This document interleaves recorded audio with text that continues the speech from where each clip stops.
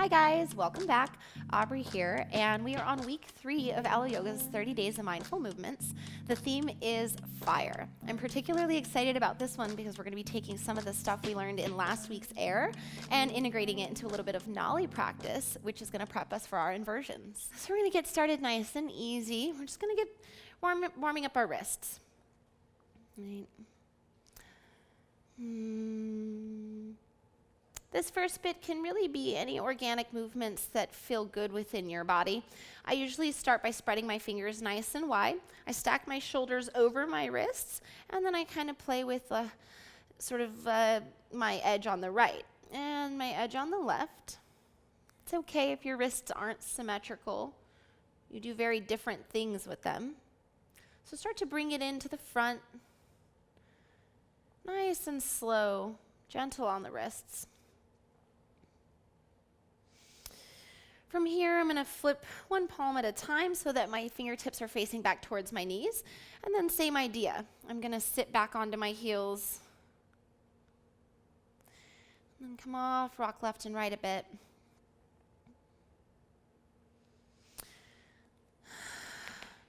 Bend your fingers under so your knuckles are touching the mat. And then see if you can take the palm of your hand and drive it down towards the fingertips. I'm just rocking back and forth there. Good. Okay, so for this one, it's going to be a bit of a strengthening exercise. Last week, we were talking about how in our inversions, our fingertips function as our gas and brake, right? So depending on how much strength I have in these fingertips, or maybe even how much they are engaged to begin with, it makes my inversions easier. So starting right about here, bring your heels in towards your knees. They're maybe 2-3 inches in front. Then you're going to bring your fingertips together and lift your thumb up off the mat. You rotate your elbows forward so that the eye of the elbow is facing forward. A sort of micro external rotation might be easier for you. So then from here, come up off your heels a bit so that your weight is stacked above your wrists. You're actually pressing into the mat. From there, keeping the elbows nice and straight, lift the palms of the hand off of the mat, nice and slow. Now, if that was really easy, go forward an inch or two. Same thing though, you're gonna make sure you're stacking, almost like we're getting ready for a tabletop, right? We're nice and stacked. Lifting the thumbs up, pressing the 8 fingers into the mat, and then lift up and back down. The idea is we want to be able to do about 10 of these without any shaky or sudden movements, and I'll show you what that looks like. So if I go beyond my current strength, or my level, if you will, coming out here, I can kind of muscle it up, but you'll notice that if I tried to stop anywhere along the way, there's that little click, right? It's not as fluid. The idea is that you should be able to stop anywhere and then pick right back up with a fluid motion. And I guess the really beautiful side of that is, well, you have a workout that you can stick with for years to come, eventually taking it into a full push-up and someday being able to smoothly do that. So now that we have the idea and you found the position for you, get about 10 to 12 really solid sets of this in. So keeping the arms as straight as they can. And that helps, or rather if you're rotating the eye of the elbow forward, it helps keep them straighter, right?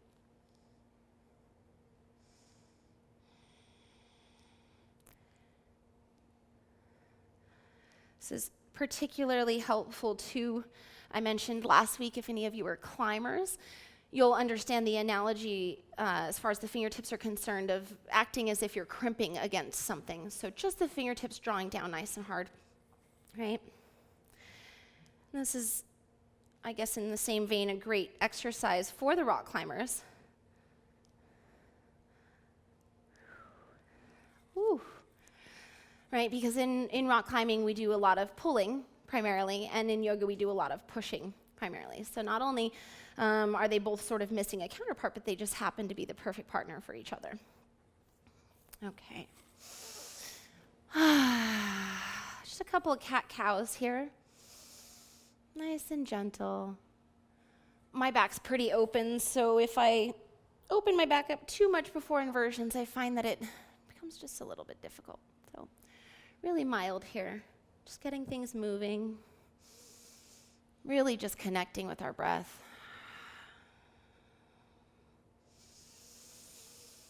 Good. So speaking of our breath, last week we worked with vacuum. And if you don't remember what that was, we started by laying on the mat, plugging our nose and drawing, drawing our belly up and in. And it looked something like this.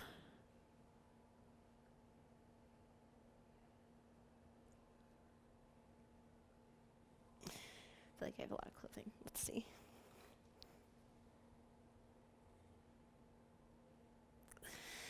So hopefully you've been practicing that from last week, and hopefully it's pretty accessible.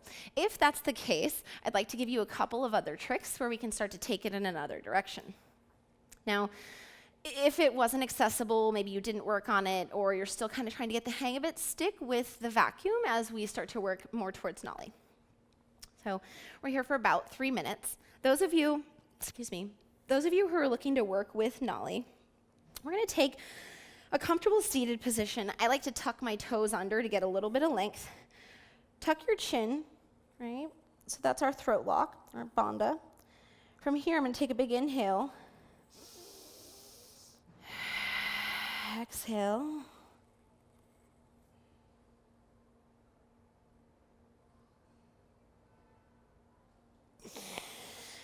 So then from there, let's say maybe our third round, what I want you to do is I want you to experiment with putting a little bit more pressure into this palm part of your hand. So you're just pushing and dragging as if you could drag them back into your body, back towards your hips, right?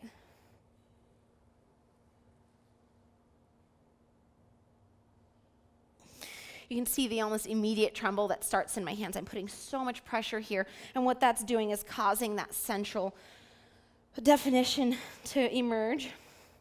Let's do one more time.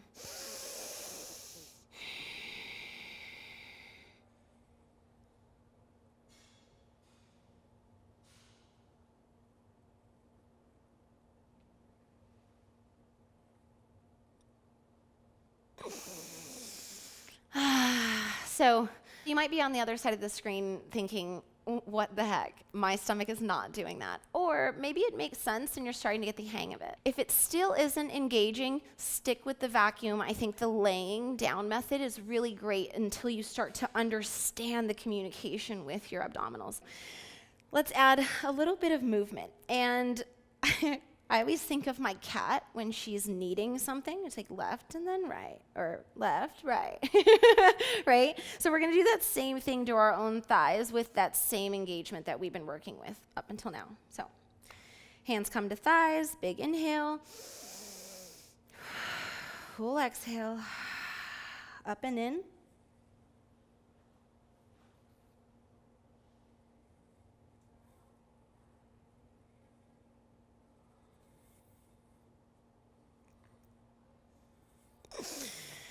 So obviously I'm being really dramatic with lifting one hand and then the other so you can see the actual sort of isolation and engagement that's being caused by the pressure of the hand, right? So when I'm pushing into my left hand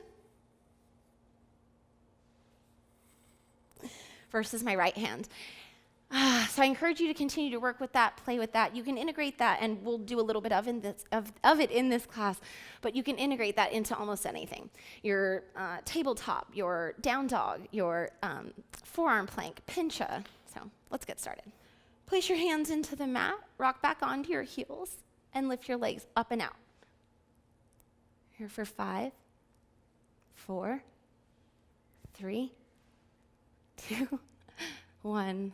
The feet come flat to the mat. Take your hands back behind you, palms into the mat, and then you're just going to lift up into your reverse plank.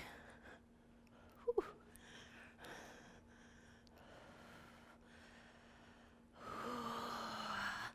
Think length. Can you plant both heels, or rather both feet fully onto the mat? Pushing up through the hips. And exhale, let go. Little bound angle to reset. Draw your feet into touch, and then just come into a comfortable forward fold over them. Just long enough to let your heart rate drop and your breath settle.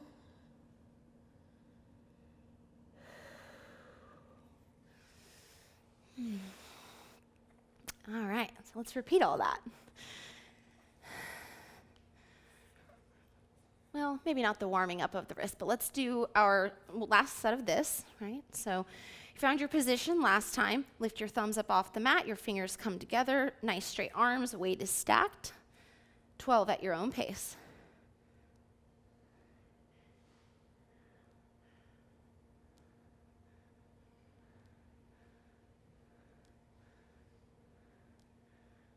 Checking in with those elbows. I have a tendency to kind of bend into the elbows and start bowing. Always realigning with your intention. I think that was about 12.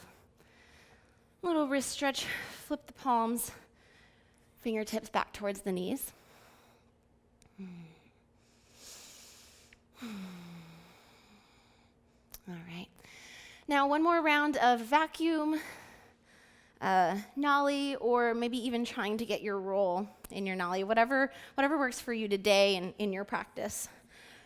I'm probably going to go for a little bit of a roll. So.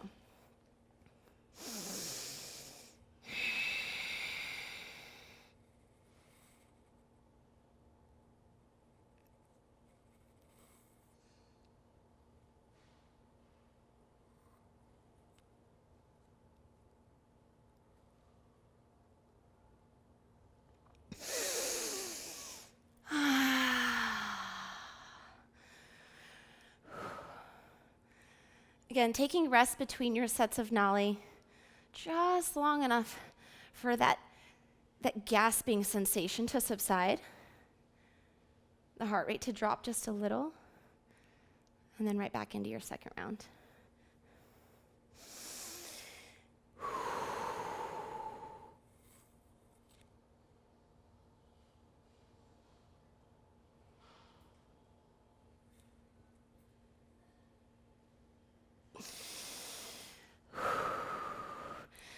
Great. Rock back right into that L sit or Dandasana. 4, 3, 2, 1. Drop it down.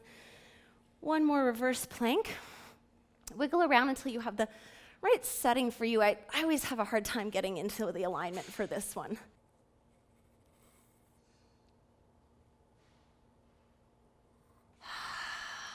Three. Whew. Definitely feeling the tremble on this one. All right. So meet me in a downward facing dog. And just for a split second, I want to talk about the vacuum and sort of nauli engagement while we're inverted like this. So same idea. It's a mock inhale, and it is a bit awkward upside down, so I encourage you can even bring a nose plug in.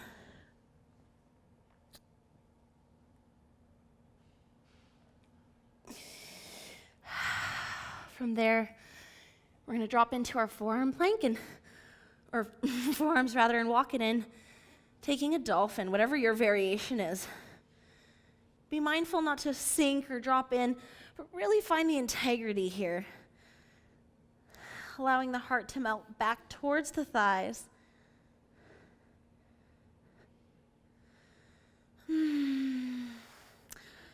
If you're feeling a little confident today and maybe you work with pincha every now and again, or heck, maybe you've never tried it, maybe today's your day. There's a few arm variations that are available to you, either stacked arms, sort of like train tracks. For me, I am not able to hold this one totally perfectly, so I do sometimes put a block right in that space between those two letter L's. But my little bendy self prefers to come into a prayer clasp. And same idea, walk my dolphin in, and then just up with one leg and then the next.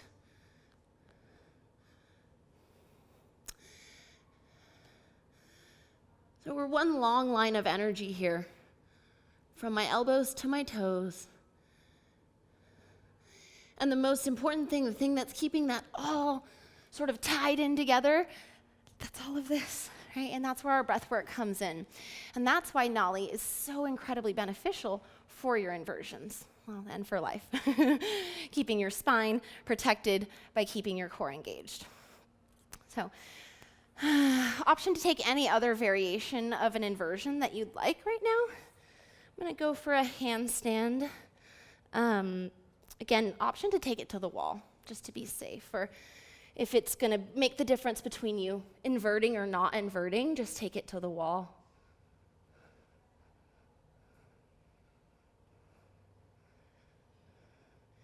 We have about a minute and a half to play with our inversions here, and certainly fail and try again.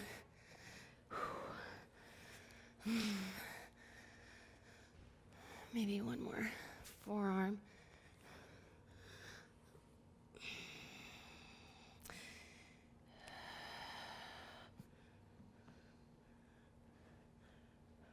For those of you who are really comfortable with your inversions, there's an option to take your gaze through and make it more about a shoulder opening rather than that straight line.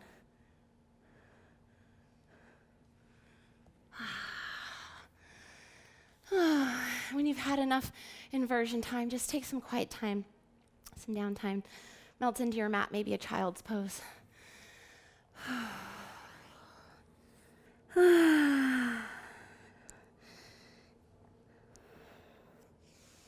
soon as your heart rate has dropped and your breath has returned to mostly normal, we're going to come into a forearm plank. So same sort of arms or positioning as we did for our dolphin.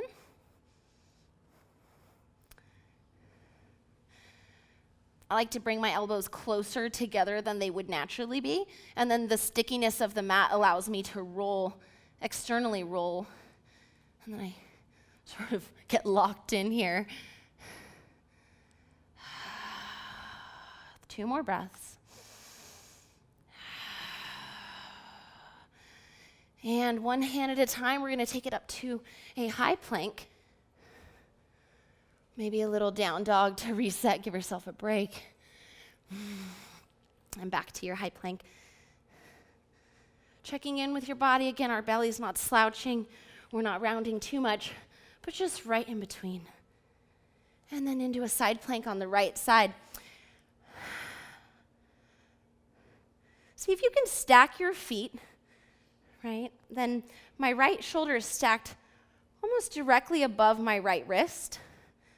From here, my main focal point becomes engagement and lift, firing up those obliques.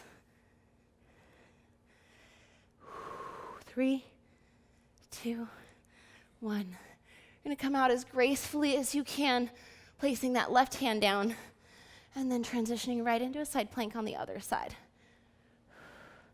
As soon as we have some of the necessary alignment out of the way, as in my shoulder, stacked over my wrist, my next key point becomes lift.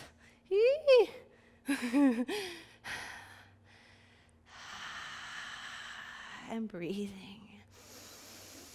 And back down. Nice little down dog to reset, stretch it out.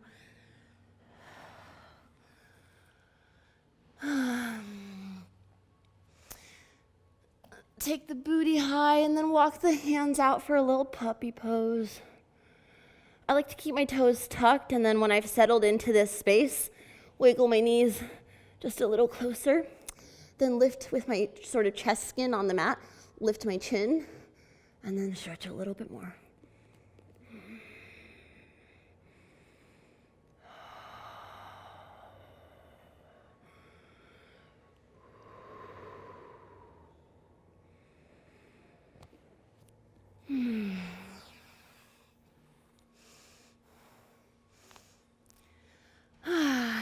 Meet me at the front of your mat, standing. Bring your big toes to touch. Engage through your quads and send your hips forward in space about a 1/2 inch. Let your hands just sit at your sides.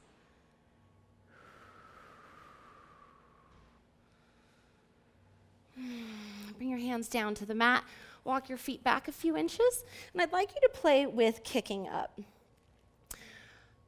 Your kick up leg is going to draw straight into the sky as much as your hamstring flexibility will allow it.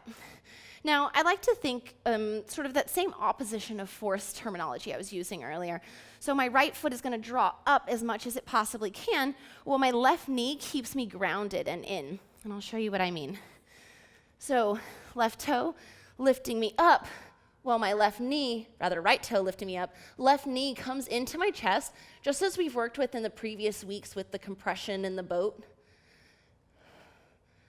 And if I feel like I'm going to come over, I draw that knee in, and you'll see what it does to your spine there. It draws you right back over. So if your fear of inversions has to do with toppling all the way over, keep one of your knees chambered into your chest.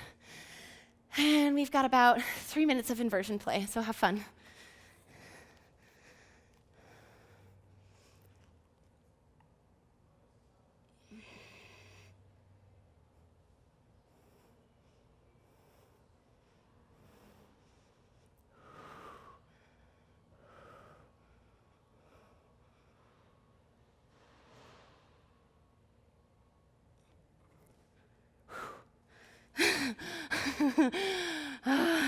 You guys keep going. But really, though, when you've had enough of the inversion play, take all that happy, flighty, buzzy feeling you have and go right into your Shavasana. Make a shelf for your chest by tucking one shoulder and then the next. So we're leading with our heart. Your feet flop wide open, and your palms face upward toward the sky.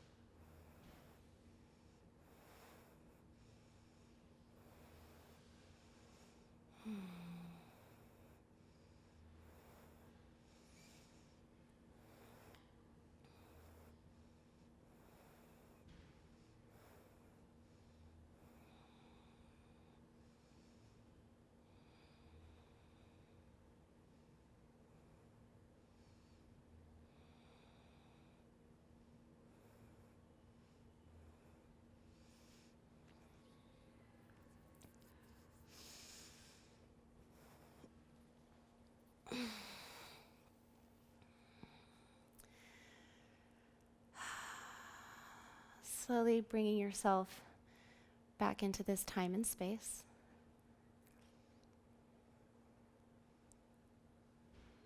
Maybe that means you wiggle some digits, take some deep breaths, maybe just a big smile and a thank you, I love you.